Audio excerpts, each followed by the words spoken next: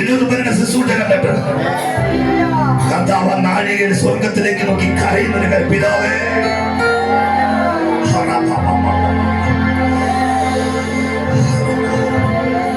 21 ശ്രദ്ധിക്കണേ.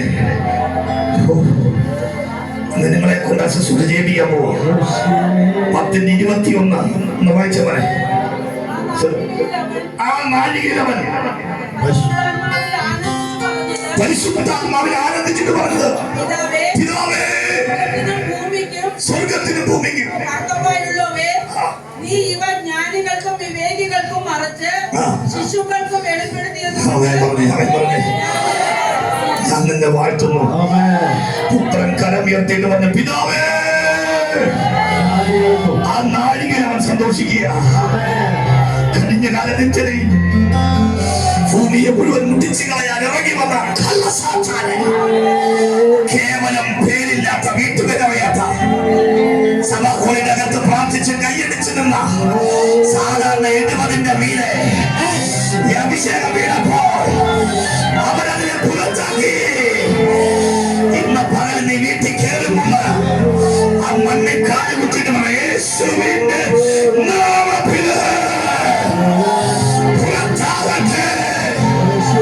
ചിലതിനെ പുറത്താക്ക്, ചിലതിനെ പുറത്താക്ക്, ചിലതിനെ ശാസിക്ക്. യേശുവിന്റെ നാമത്തില് ഈ കുട്ടികളെ